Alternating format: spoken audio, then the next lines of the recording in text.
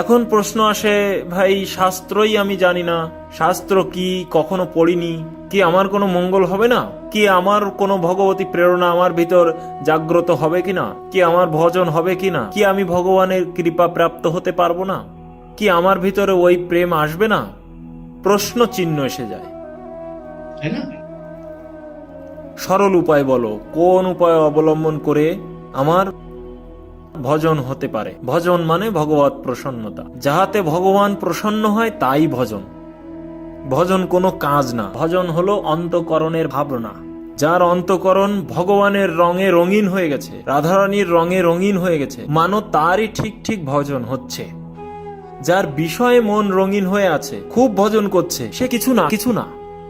হ্যাঁ, তো প্রশ্ন আসে যে আমাদের মতো মূর্খ, আমরা শাস্ত্র জানি না, সরল উপায় বলো, যে উপায় অবলম্বন করে আমরা বহুত জলদি ভগবান প্রাপ্ত হতে পারি, এমন কোন উপায় আছে? কোন সব উপায়?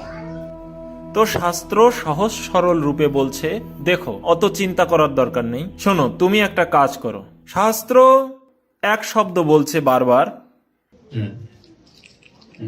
মার ভক্ত পূজব্য অধিক সর্বভূতি সম্মান মানা। আমার থেকেও আমার ভক্তের সেবা বেশি হওয়ার দরকার। আর সবার ভিতরে আমি আছি জেনে সবার প্রতি আদর, বুদ্ধি, সম্মান এগুলো হওয়ার দরকার। তোমার ভালো লাগে না, তুমি তার সঙ্গ করো না, কারো দেশ করো না, কায় মনোবাক্যে অকল্যাণ করো না, কারো অকল্যাণ চিন্তা করো না, এমন করো, এতে তোমার পরম কল্যাণ হতে পারে। আমাদের সাধনার উদ্দেশ্য হচ্ছে ভগবত কৃপা, ভগবানের প্রসন্নতা। ভগবান প্রসন্ন হয়ে গেলে আমাদের প্রাপ্তির কোনো কম থাকে না। ভগবত প্রসন্নতা। ভগবান প্রসন্ন কিভাবে হয়? প্রশ্ন আসে, ভগবান প্রসন্ন কিভাবে হয়? সহজে ভগবান প্রসন্ন কিভাবে হবে? ভজনের দ্বারা, ক্রিয়ার দ্বারা, আচরণের দ্বারা, তপস্যার দ্বারা? কোনটা? প্রশ্ন চিহ্ন আসে না?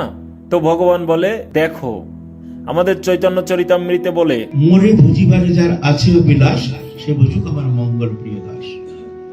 যাও, তোমার কোনো ভজন টজন করার দরকার নেই, আমাকে ভজন করার তোমার ইচ্ছা না, তো আমার যে ভক্ত আছে তার তুমি সেবা করো, যাও, সে ভজুক আমার মঙ্গল প্রিয় দাস। পুরাণে বলছে, যে মে ভক্ত জনা পার্থ ন ভক্তা শ্রুতি জনা মদ ভক্তা নাঞ্চু যে মে ভক্তা স্তে মে ভক্তোত্তম মতা। আমাকে যে ভক্তি করে আমি তাকে ভক্ত মানি না, যে আমার ভক্তের ভক্ত, ভক্তকে প্রেম করে, তাকে আমি উত্তম ভক্ত মনে করি। সিদ্ধির ভবতি বনেতি সংশয় অচ্যুত সেবিনাম নিঃসংশয়স্তু তদ্ভক্ত পরিচর্যা রতাত্মনা। সিদ্ধি হবে কি না হবে, যে ভগবত ভজন করে তার সিদ্ধি হবে কি না তাতে সন্দেহ আছে, হতেও পারে নাও পারে, কবে হবে, কয়দিনে হবে, কত জন্মে হবে, প্রশ্ন চিহ্ন এসে যায়। ভগবান বলে, যাও, এ আমার কোনো কাজের না, এর কোনো গ্যারান্টি নেই। ভগবান বলছে, কোনো সন্দেহ নেই, ভগবানের ভক্তের সেবায় যে রত থাকে, ভজন টজন করে না কিন্তু ভক্তের সেবায় রত থাকে, কায় মনোবচনে ভক্ত সেবা করতে, কায় মনোবচন সে ভক্তকে প্রসন্ন করে। তো বলছে, তাকে আমি উত্তম ভক্ত মানি।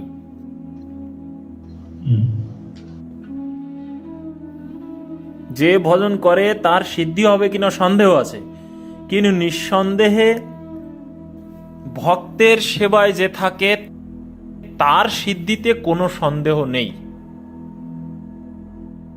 আমি সর্বসিদ্ধিদাতা, আমি তাকে সমস্ত সিদ্ধি প্রদান করি, বিনা সাধনায়, বিনা তপস্যায়। তো সমস্ত শাস্ত্রের নিচোর হ্যায়।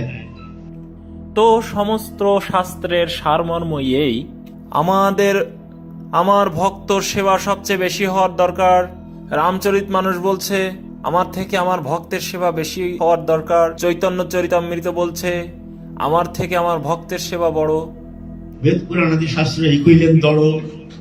এ একই শব্দ, শাস্ত্রের সারাংশ, মানে আমি যা দেখেছি, যা আমার সারাংশ অনুভব হয়েছে, তদনুসার আমি আপনাদের সামনে পরিবেশন করি। अब ठीक है कि नहीं है, ये आप चिंता कर लीजिए। माने এ থেকে বৈষ্ণব সেবা পরম উপায়, নির অপরাধে সেবিলে তবে সে কৃষ্ণ পায়। বলছে সন্ত সেবা, বৈষ্ণব সেবা।